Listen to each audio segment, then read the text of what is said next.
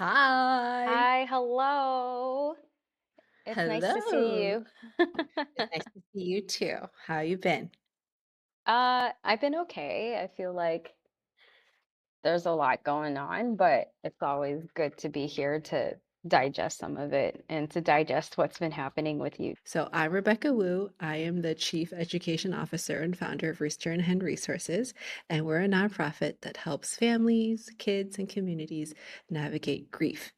So we do that through art and story. So that's me. Who are you? So my name is Grace Wong, or some of you know me as Surrey. I am an artist and a musician, but also formerly a music educator. And currently, I help with social media at Rooster and Hen Resources. And yeah, I guess that's me. And I guess what would you say is the topic of all of our podcasts, despite the fact that we don't have a name yet? I think it's about navigating through small, big, huge feelings, if I Mm, had to say it. So, whether the feelings are from grief and loss or not, whether the feelings are from a change, um, something new, something old, something nostalgic, I feel like even from day to day, there's like a transition. And whenever there's transition, um, there could be a mixture of feelings involved. Um, so I think I would say it like that. yeah, and I think from our previous conversations, one thing that I learned was the answer to are there good or bad feelings?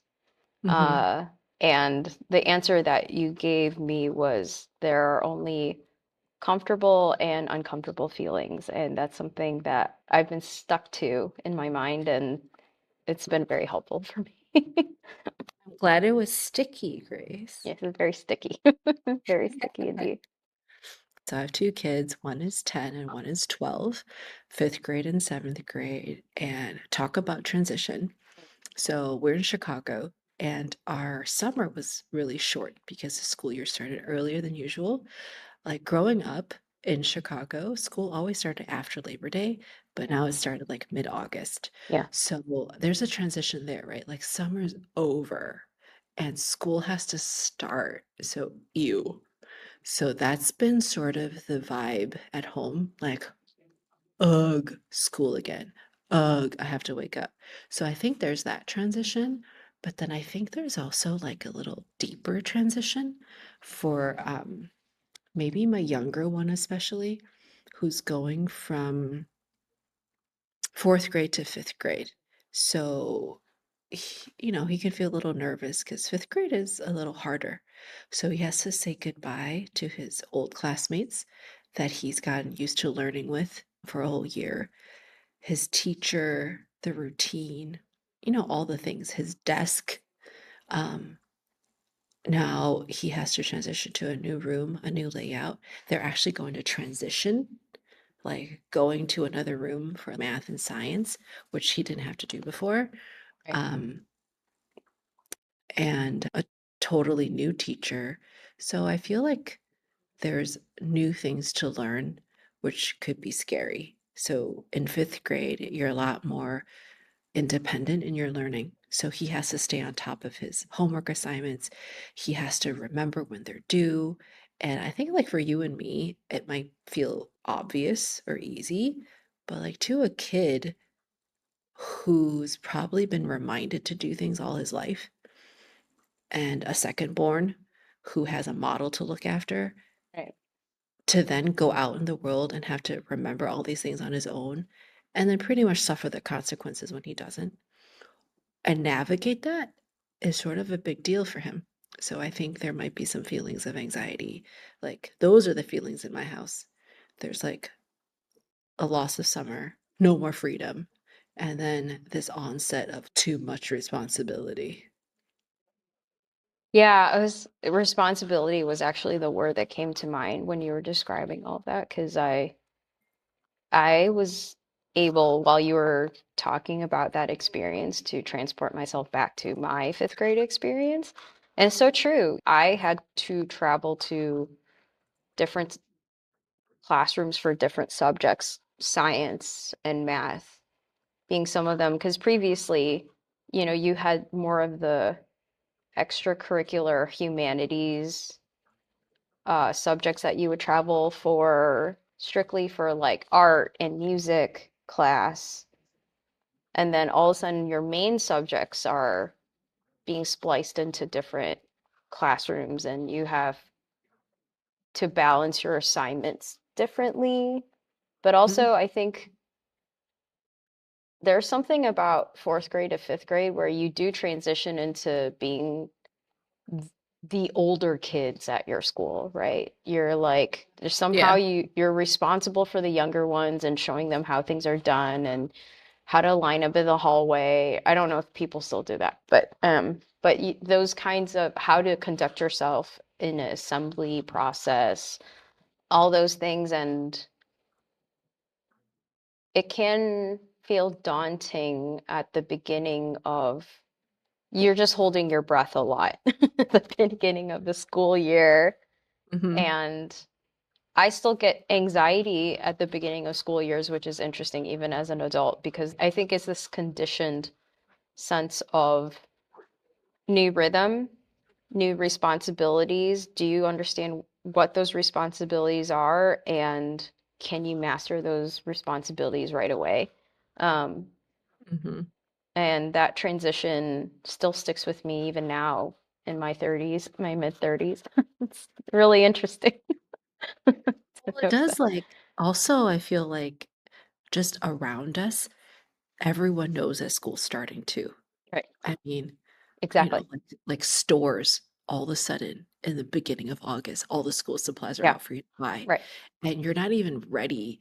You don't even have your sandals on yet to go to the Hmm. beach. You don't even have your summer together, Right. and then it's always like the next thing. So I wonder if that brings about like this low key anxiety too of like, okay, it's coming up, it's coming up. And then for me as a parent, it's like the supply list. I didn't look at the supply list, Hmm. but then also the frugality of my life is okay, this is not the store to buy them at because it's not the cheapest place, right? I need to look for my coupons. I need to do this. So then like the to-do list starts like racking up and you haven't even enjoyed your summer. And Yeah. I feel like that happens to kids too, right? Whether you're in camp or whether you have a class or whether you might be going on a vacation or a trip, like it just doesn't feel lasting.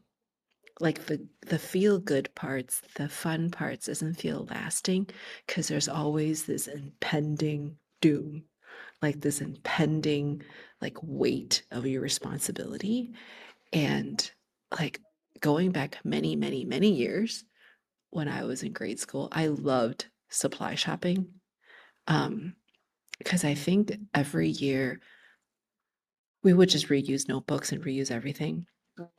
But I got to pick one thing that was new. And it's just one thing. And there was this one year that I got to have a trapper keeper. I was like to the moon. And I remember it was like purple and a bunny on it. And then guess what's on the supply list for my like sixth grade, seventh grader? A trapper keeper. And I'm here thinking, "What? It's made a comeback?" I'm like, "What happened?" Like, during COVID, like, supply chain was so bad, now we're, like, digging into the archives of the warehouse, Funny. right? We're digging into the archives of the warehouse because some of the patterns, like, I see it, I was like, "Hey, I think I saw that pattern when I was in 6th grade." Like, that splashes different splashes of paint on the cover. I was like, "No way. This looks exactly the same." Did you Um, have Lisa Frank? I think stickers, from like stickers, spotted dogs and, like, ballerinas. Oh, yeah. yes. And Flamingos. Those I were big. was like excited to get a new binder if I could get a new binder, Lisa Frank binder when I was a kid for every start of the school year. Like it's I so know, true.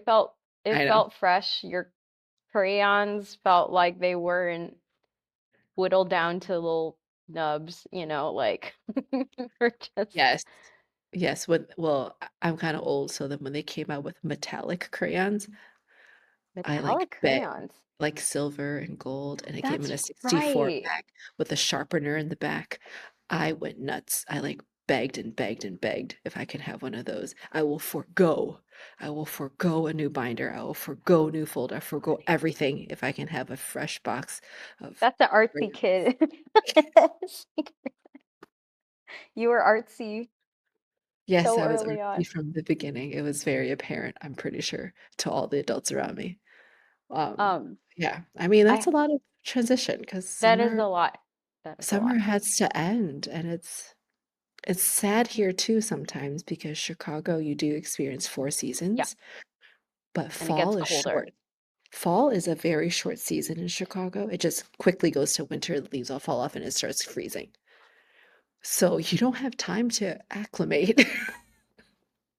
I would even say like this morning after my workout, so it was around like 10:30, I noticed, well, it became very brisk all of a sudden, so I pulled out a coat automatically. And, a few weeks ago it was like 90, 80 degrees, and now it's Yeah. 60. And, but you could see the shadow of the building start to linger longer. Like the sun Mhm. doesn't rise as sharply and as like effervescently all over all the landscape. And I was like, oh no, oh no, we're gonna on the brink of It's it's happening. happening. It's coming It's now. coming. So I think we It's all true. feel it somehow. Yeah, we do. I know. Well, I felt it because we had like our last like summer event at Rooster and Hen where we were like at the Bucktown Art Fest. And it's this neighborhood heart fest that happens after school starts, right? So it's almost like the last hurrah. And if you're from Chicago, um, like early September, maybe early October is like your last chance to have any outdoor festival at all before you're either snowed in or snowed out or frozen shut, right? So all these festivals happen on the same weekend. And so we were invited to do story time and art time at Bucktown Art Fest inside the playground area. And so I read Moving in Forever, which is the book I wrote. And then I paired it with our favorite pairing, which is In My Heart. It's a book that has like heart cutouts and different colors of hearts. And really, like, I don't know who's gonna come, who's gonna show up, right? So I was just really impressed, amazed, and moved by the kids that came and the families that came. Because basically we talked about how like our hearts can hold all the feelings, whether it's happy, sad, confused, glad, mad, whatever. And then we also talked about like in Moving in Forever, which is a book about grief, that when you're grieving, you can also have lots of feelings, right? You're not only sad, you can also be mad and confused at the same exact time.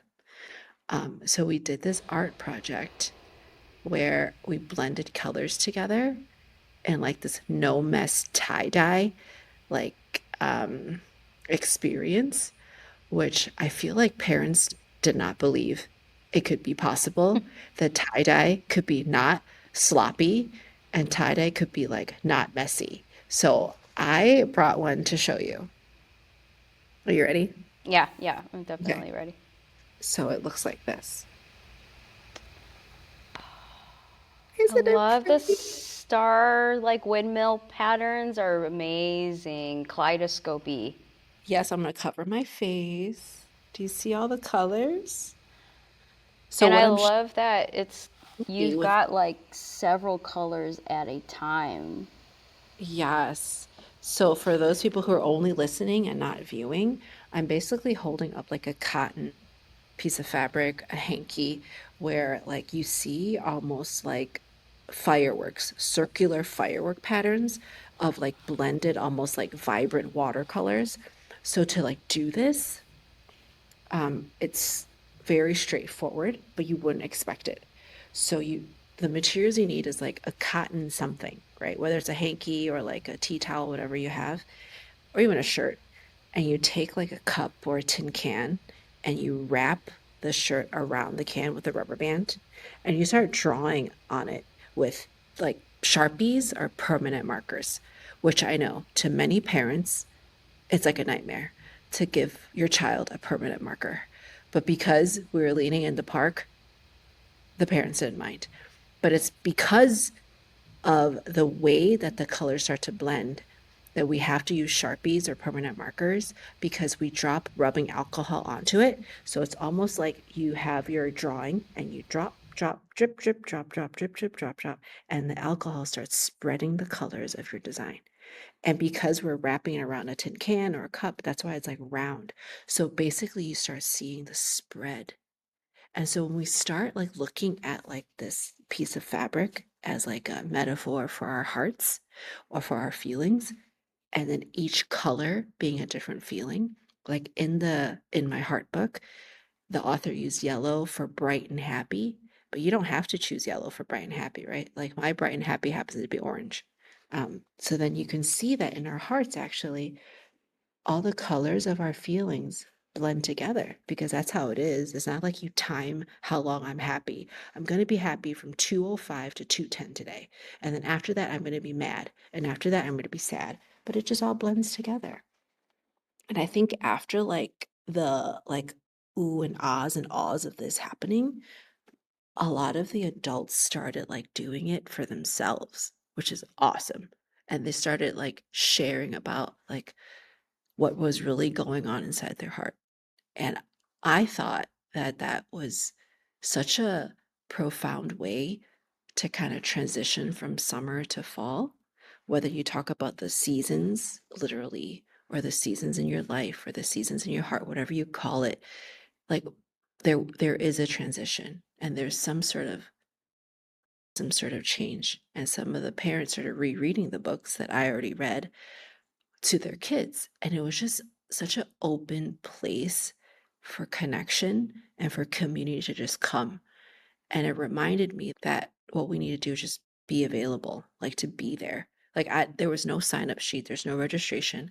I set up, a blanket, tables, materials, an info table, and see who comes. And I feel like sometimes in life, especially with the littles that we take care of, isn't that what we need to do?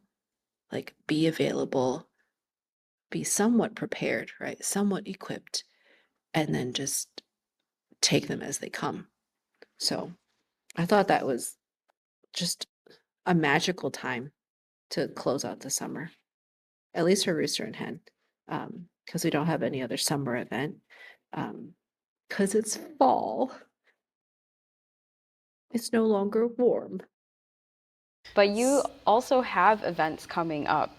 And what are some of those? I guess not quite a singular event, but a program of sorts that is coming through too. So you're also Mhm. transitioning into something I am.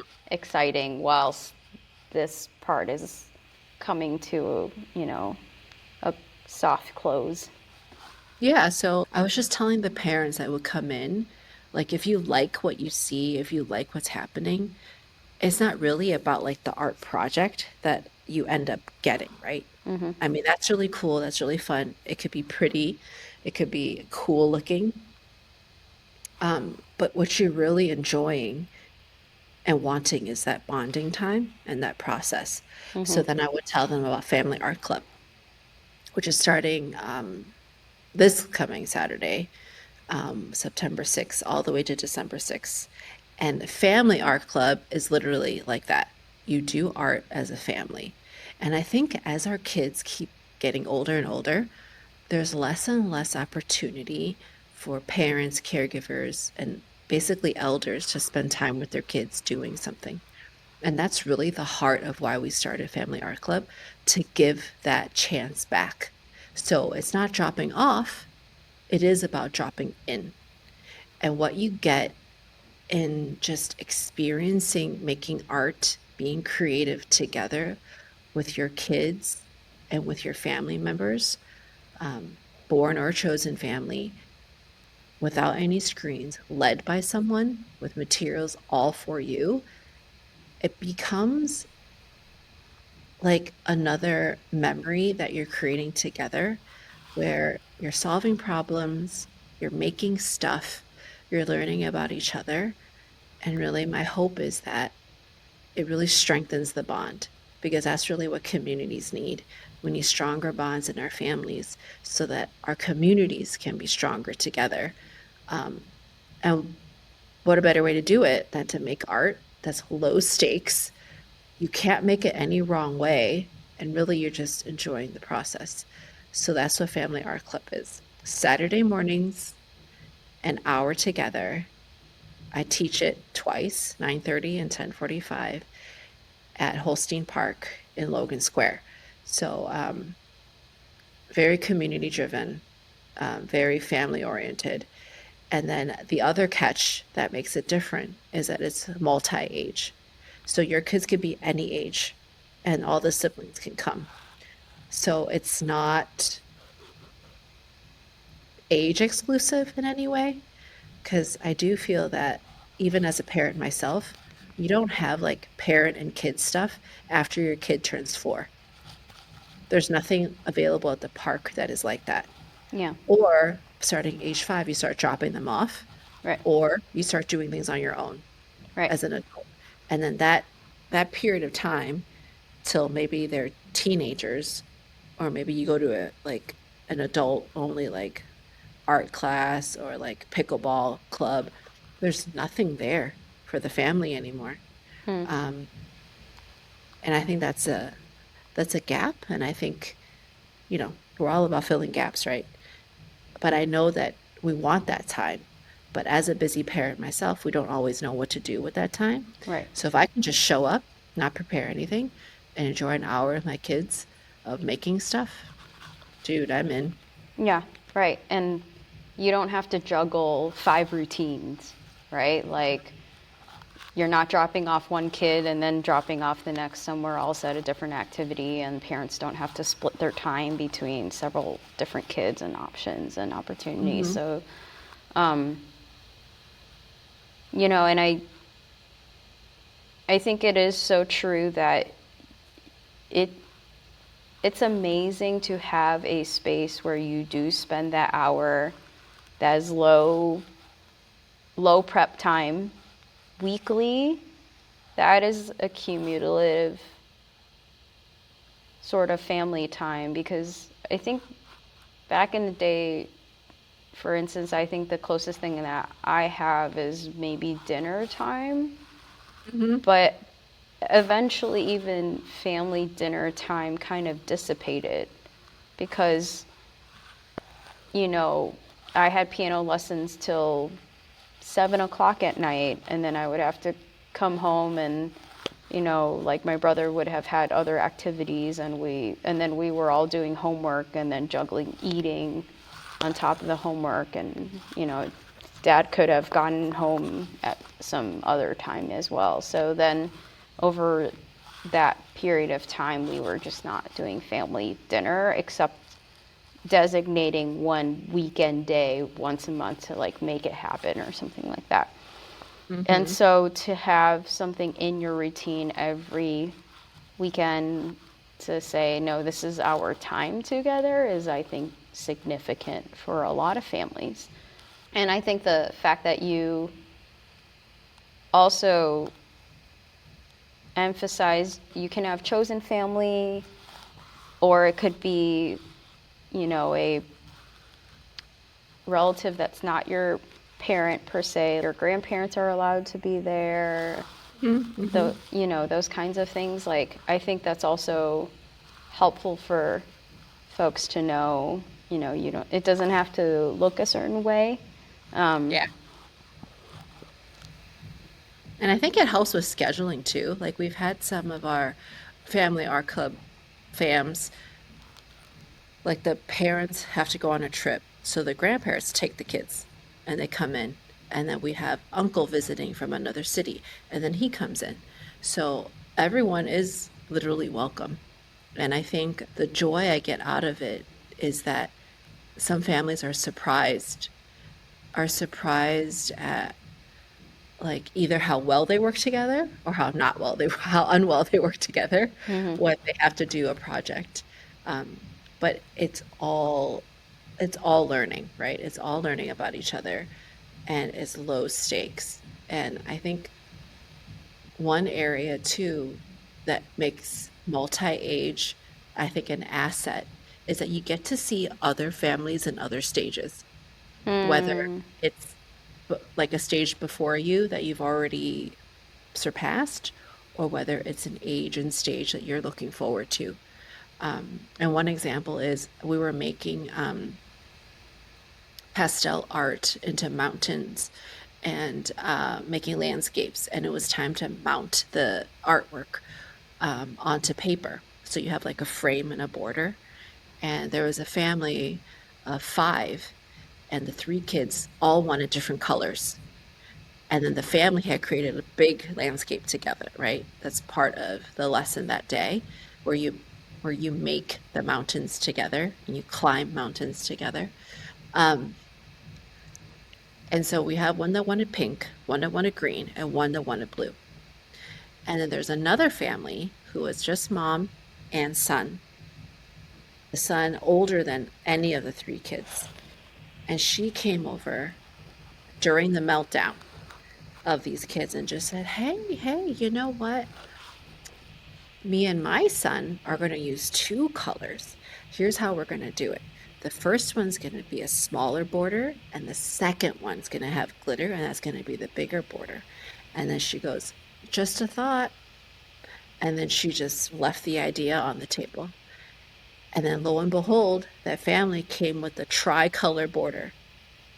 It's possible, right? Like, and I felt like, that family felt as if, oh no, everyone's watching us melt down. Everyone's watching us have a disagreement. This is so embarrassing. Um, why can't they just cooperate, right? Like, oh, it's just a color. And that stress level can escalate very quickly when you're a parent in public. And then that other parent knew, because she's been there, and came in with a very soft suggestion that solved their problem with no judgment at all.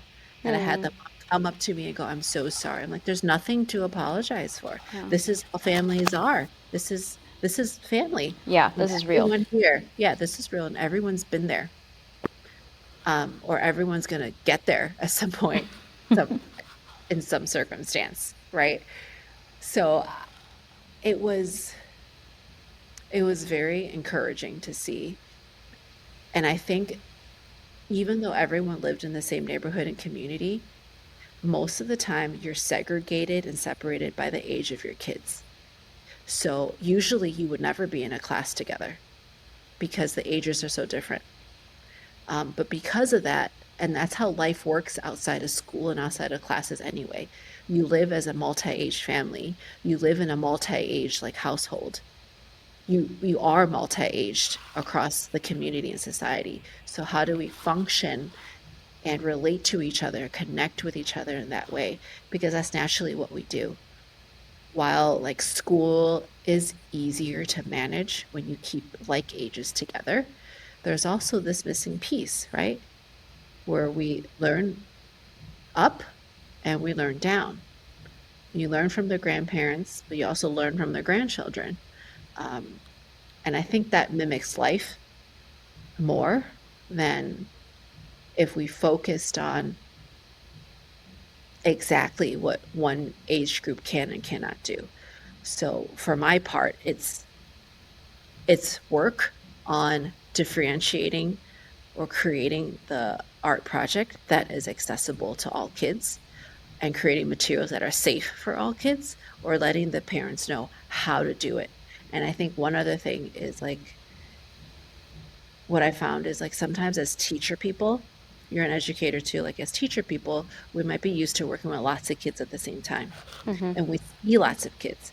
But if professionally you work with only adults and the only kids you see are your own or maybe nieces and nephews, you don't get like that exposure of, oh yeah, all kids do this, or like, oh yeah, this is typical 9-year-old behavior. So it doesn't normalize your behavior. It might make it seem like my kid is the only one doing this. What might be wrong? Um, but that's not really the case, right? Hmm. That's not really the case. And so I think there's like, many layers to like Family Art Club that I adore. And that's how we keep it going no matter what. Because I think there's intrinsic value in just coming together as families and intrinsic value in coming together as your own family. And sometimes we do like whole group challenges where all the families have one goal. One time we did like mazes. So we had to like, I had these like cardboard, almost packaging, and they kind of look like slides and roller coasters. And they had to bring the ping pong ball from one end of the carpet into this box at the next. But you have to use like these cardboard holder things. And then they made like kind of like roller coaster slides and up and down. And it was the funnest challenge because, art is creative. It is not always like painting and drawing. So I think it was, opening doors and opening like hearts and minds to how to be creative versus having to be artistic. I hear so many parents say, "Oh, this is just for them. I'm not an artist. I'm not really artistic. Like, I can't do that. I don't know how to draw." But then look at what they can create, man. You know? Yeah, I was about to say, from an educator standpoint, like, I love that Family Art Club is not skills based Mm, because a lot of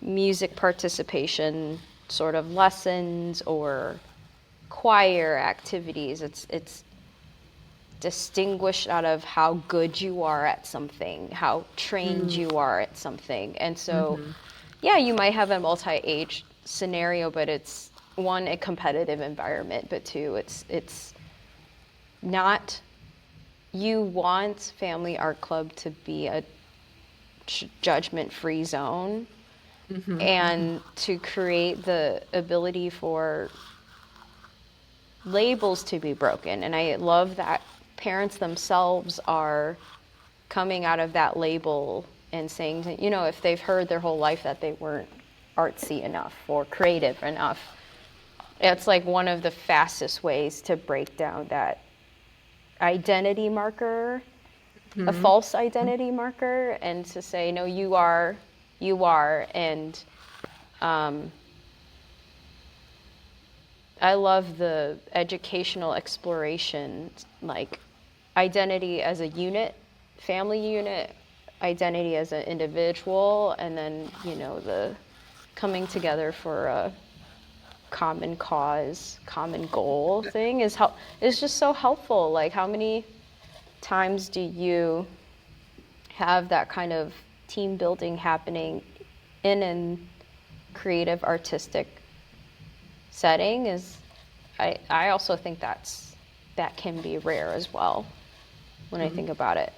Mm-hmm. And I think like siblings are surprised by their siblings because they're always separated in their classrooms. Unless you go to Montessori where it's multi-age, but Right, right. usually you're separated, right?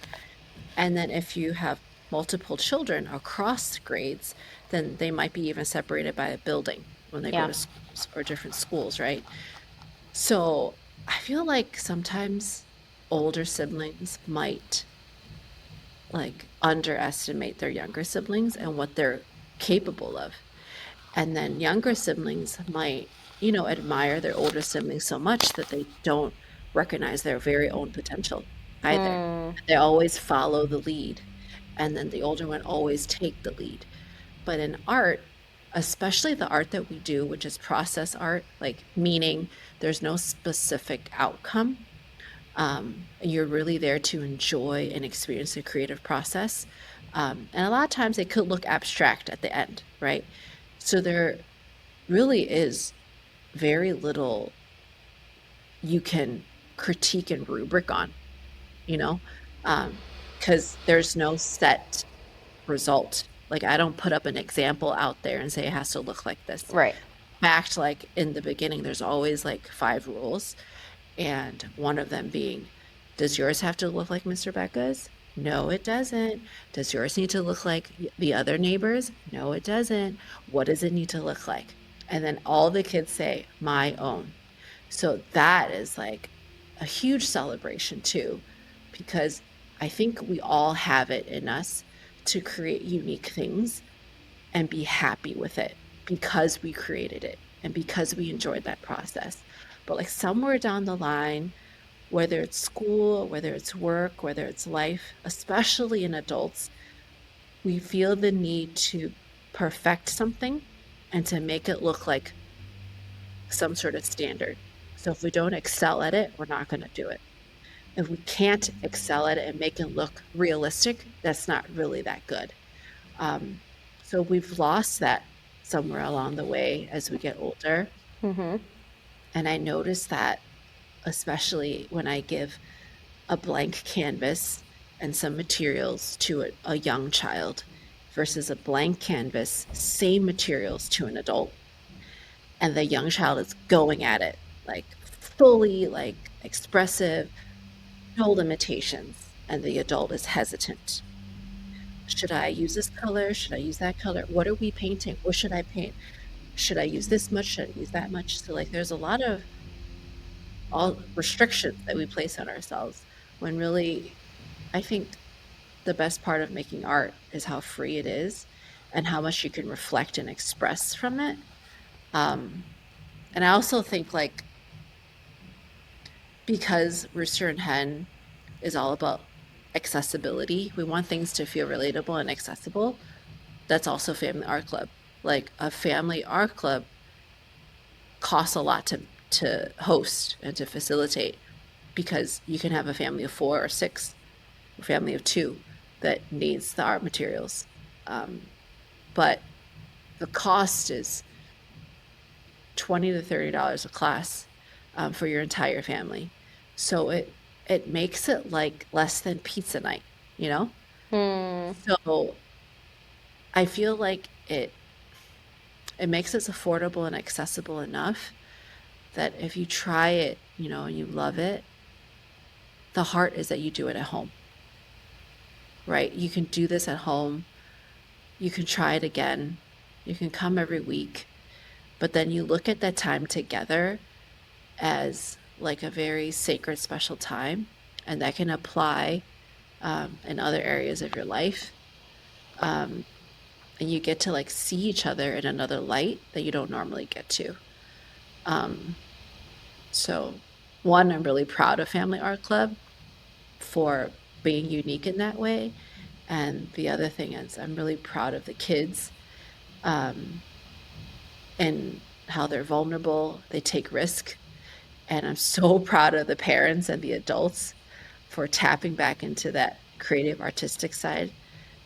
Know that they're not going to be graded, know that no one's telling them exactly what they're doing wrong or how to do something, but just to kind of let loose and express what's really inside.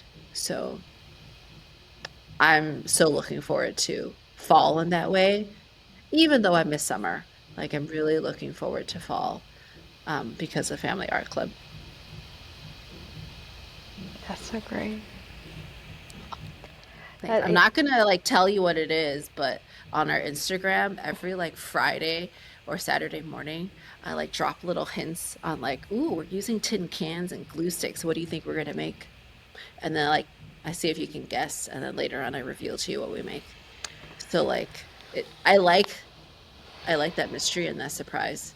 Um, so I'm looking forward to being able to, you know, interact with the families that way and to experience art together with them.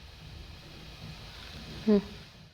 Are you looking for a way to talk to your child or maybe a student about a recent death that's happened? Or maybe you and your family are facing a pretty difficult diagnosis. Or maybe your community is facing the loss of a very important person.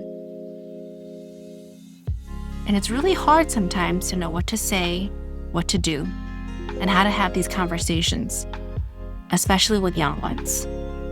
Oftentimes, books can help. Children's book about grief and loss can be a natural way to open up the conversation. that's gentle, age appropriate, and also approachable. Moving In Forever is such a book. It's written by me, Rebecca Wu, from personal experience. It's also written from a child's perspective, and it's a tender story about love, loss, and family. It offers understanding and support for every heart that grieves, no matter the age. In summary, it walks through two nephews who take care of their Aunt Kiri, who's terminally ill. And while there's lots of fun that opens up, and she's the coolest aunt in the world, Kiri is also very sick. In her last days, she wants to be surrounded by love. And that's what the two boys do. They take care of her and remember her in their hearts forever.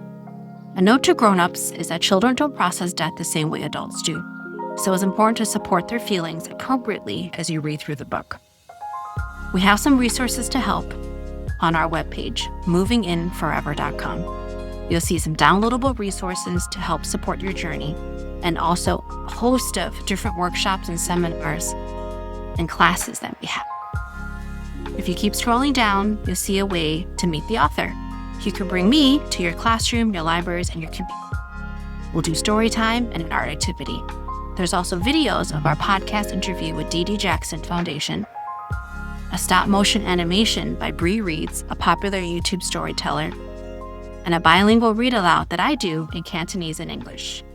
And if you keep scrolling down, you'll see the story and pictures of the story behind the story. We hope that this resource helps in your process and in your journey. Well, I feel like to wrap up this episode, perhaps transitioning into fall, you mentioned some of the feelings that you were processing in the start of the school year and the start of Family Art Club and the ending of summer activities. Are there any other feelings that you're still processing, and what are some other encouragements you have for people who are feeling that transition into the fall? And yeah, I guess what other encouragements do you have for families that are just in it? I think, like, to answer the first part of your question first, I do have feelings of anxiety because it's a new season. And in the summer, we had different programming with the summer camps, and kids are much more available because it's not the school year. So when we transition into fall and winter, especially in Chicago, for our local things that are in person, there are obstacles, like realistic obstacles to make to in-person things, right? So the anxiety is one, will it be attended? Will it be successful? Will it be helpful? I'm always wondering that. And as we like strengthen and round out our maybe our online presence and our online resources, I'm anxious about technology. Well, I don't know if we all know, but you definitely know that technology is not my strong suit. So there's anxiety there. Like, I'm just glad that this microphone works and this headset works and that I can see you on my laptop. Like, the bar is low. So, like, I want to produce, quality resources. So I feel anxious, like, do I have the skill set technically to do that? Um, so there's that. And I think as parents, I always say, like, to other parents, like, I'm only as happy as my least sad kid. So, like, there's so much empathy. So if my kid is Hmm. struggling, I'm gonna struggle too. And and as much as I tell the kids, like my kids especially, it's okay to talk about hard things. Sometimes we have to sit in our feelings, and those feelings might not be comfortable. Yeah. So my encouragement is to really be okay, one, with not being okay, and perhaps being okay with embracing the me too, or the I don't know, right? So, like, if my kid is struggling with like math, and they do math differently now from when I was young, and dude, I don't know. I have no idea. Yeah. Do I have a strong mathematical sense? Yes, I do. Do I know how to do this worksheet? No, I don't. No. Yeah. Do I need to go brush up on some Khan Academy? Probably. Yeah. And so, and whether it's math or whether it's like a friendship problem, whether it's not getting on the sports team, whether it's losing a game, whether it's you losing your stuff, getting late to school, there's so many like daily losses that we all go through that my encouragement is to be okay that that happens, and it's okay that you're not okay, and it's okay to go, I don't know. Like, babe, I don't know why that happened, but accidents do happen and it sucks. Like having that grace for yourself and for your kids takes actually a pause. And it's so hard to pause, I think, when a new season is starting up, right? Because we always feel so behind. Like, I'm trying to get caught up on laundry. I'm trying to get caught up on like bringing the winter stuff out. Haven't cleaned any of the summer stuff yet. So, always catching up on the schedule, the new schedule for seventh grade, the new schedule for fifth grade, the new schedule for like soccer games, like always catching up. But there's really very little time to really pause and take a breath. I guess my encouragement is we're really all in the same boat. Mm. Like, we're all trying our best. Mm. And when we know we're not trying our best, I doubt it's intentional. It's a part of life. And as much as we can stress as adults and have big feelings, the kids, you know, see our stress and they feel our stress, and their big feelings can be huge feelings. So, Yeah, and they don't necessarily have total awareness of it. They just no. Yeah. exist in it. And then you're the Yeah. one. It's You're just the one. this symbiotic Yes. relationship. Yes. So maybe like things are like, okay, acknowledge it, right? Maybe name it and then just sit with it. Because I think a lot of times we move on, move on, move on. Like if we like acknowledge it, okay, I hear what you're saying. Things have been really hard. Label it. Like it sounds like it was really tough and it could have felt lonely. I don't know. Um, you know, not being picked for the team. Yeah, I And have then so many thoughts on embrace it, that. right? Yeah, no, How totally. do you like sit there with that? Because it's so hard to watch yourself feel sad, and it's so much harder to watch your kids feel sad. Yeah, no, some of the thoughts that come to my mind are like, and some of the questions that uh, parents or even educators might have, depending on what your philosophy is and what Mhm, your MO is. It doesn't feel efficient or mhm, effective if you come from a very achievement based culture, and not not even something that you intend to be, right? But I come from a background that didn't discuss feelings, mhm, and the bottom line was always the bottom line was, did you get the very best grade that you possibly could? Did you do everything possible in your power, ignoring what your feelings said at the moment, strictly turning on the logic? Did you get every question that you possibly could correct mhm. in a on time? No late assignments. Basically, what you're saying is perfection.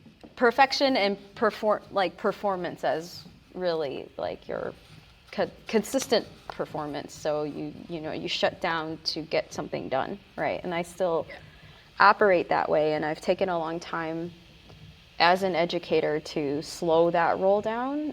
Even though I took out testing and competition from my own curriculum as a teacher, like I still have this impetus to be like, we're zoned in on this task, and we are going to get done this task no matter how you feel about this task in this moment, that kind of thing. But I think the adult in me, the 30-year-old who's had to struggle through adulting, sees this as this long-term goal and project of, I want my child one day when they're making decisions not to be paralyzed because they were not allowed to feel anxious when it came to the face of some things, or they couldn't handle sadness when tragedy struck, and so they shut down completely when they were like, I've never faced these feelings ever. And the weight of the world feels so heavy, and these burdens of responsibilities feel really heavy. I never sat with this, so I don't know how to move through this and to continue on with life when things get that heavy. And I think the way that you're approaching and responding to your kids' feelings is very relevant, even if maybe the temptation in the moment is just to be like, can we just get this done? Can we just finish this assignment? Can we just not cry about this anymore? Can you swallow it and move on? Like, Just I mean, put it, hold it together. Just hold it together. hold her together. I mean, I think there's a time and place for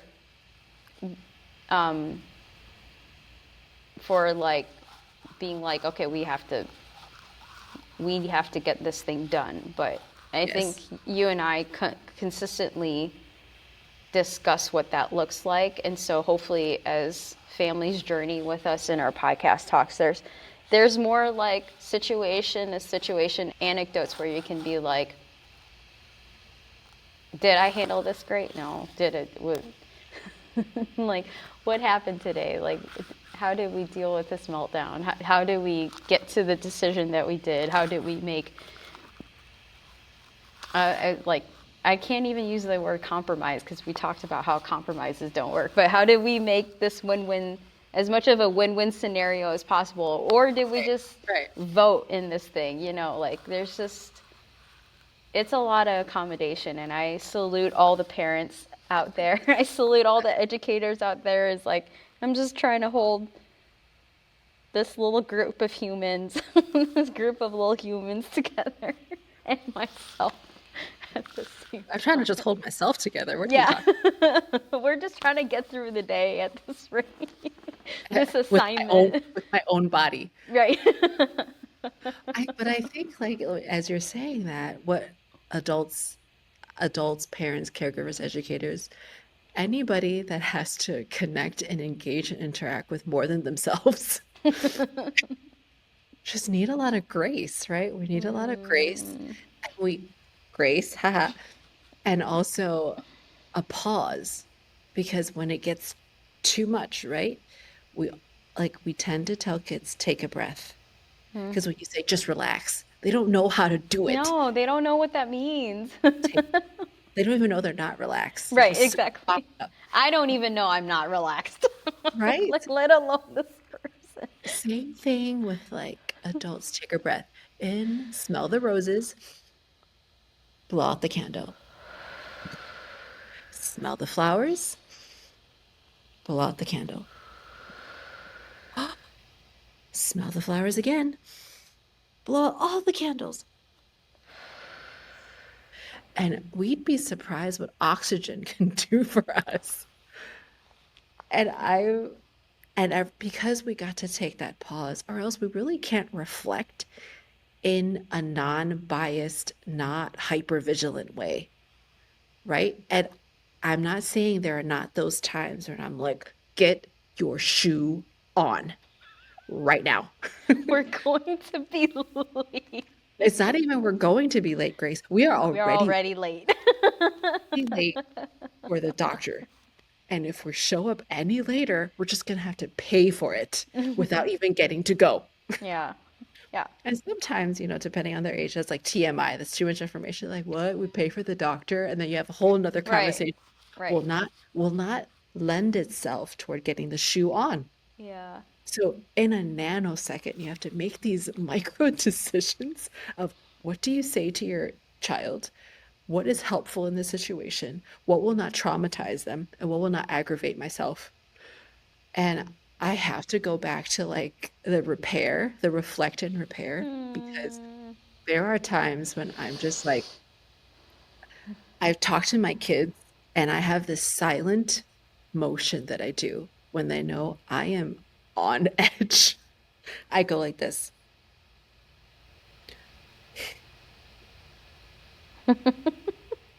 And then they go, okay. And if one sibling notices it, they tell the other sibling. He's like, okay, uh, uh, I Think think, I think mom is starting to feel things, and I think she wants us to obey. And I'm like, mm-hmm. And that's nothing about like ideal, like educational philosophy. That's like a lot of like, it's a real life. Yeah. looks and threats, right? Like they don't know what's coming. Like I count to three. Do I have a consequence? I have no consequence in my mind whatsoever. I'm just counting till three. I have no idea where it's gonna go. No idea. It's all like trial and error, experimentation as we go.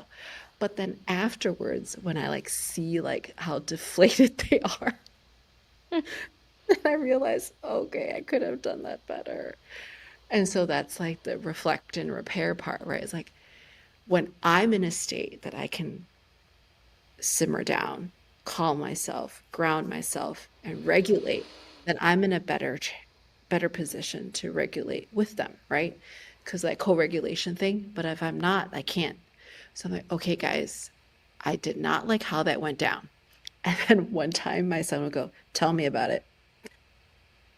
I'm like, okay, mommy like lost her cool. And then the other son would go, for real. I'm like, I didn't mean to yell, but you did. So it's like also holding like that ego in check, like, okay, they're really telling me how they feel. I should be open and embrace it. I go, I know I had really big feelings and I wasn't regulated. I should not have yelled. You know what? Next time we have to go to the doctor by a certain time. I should know that it will take us longer to transition. Either I pick you up earlier from school for early dismissal or I make the time later. That was too ambitious. And I recognize that it put a lot of stress on all of us and it was not necessary. Um, and I'm sorry. I'm sorry for yelling. Um, I shouldn't yell and I shouldn't make you feel bad for this decision I made, thinking that we can transition in 20 minutes and get through Chicago traffic. That's unrealistic. Mm. But It's as hopeful. they get older, like I would involve them in the process. So one that they have some agency. Like if they have a dental appointment or an eye appointment that usually are too booked up on the weekends because our weekends are booked up, I would say, hey, so in the next 2 weeks, we're gonna have to go see the eye doctor and the dentist. I'm gonna have to schedule it during school. Yeah, it's early dismissal. Can I miss school all day? No, you cannot miss school all day. But I would like to know around what time you would prefer to miss the beginning of school or to miss the end of school. Because I also can't take you there and take you back. Um, I can, but that's even more going back and forth, right? So it's either the beginning of school or the end of school, right? Which one do you prefer on which days, right? So then after I've done that kind of a few more times, getting to the dentist has been easier, right? And I would ask, okay, after the dentist, we're going to have to pick up dinner. right? Or you're going to have to finish some of your assignments in the car or whatever it is. So it's sort of like letting them in on some of the decision making that I'm permitting them to make. So I'm not going to give them a decision that I actually don't want them to make, like whether or not to go to the dentist. That's not a decision they can make. Like, do you want to go to the dentist today? No, that's not a decision. The decision is you have to go to the dentist within this deadline, within these parameters. What time would you like? Given you know your schedule at school, what you don't want to miss, what you like to miss, whatever that is, and what you need to make up later, right? So it gives them a little bit of agency, which gives them control.